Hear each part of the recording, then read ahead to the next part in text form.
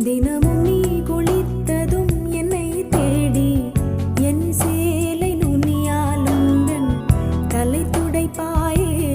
அது கவிதை திரு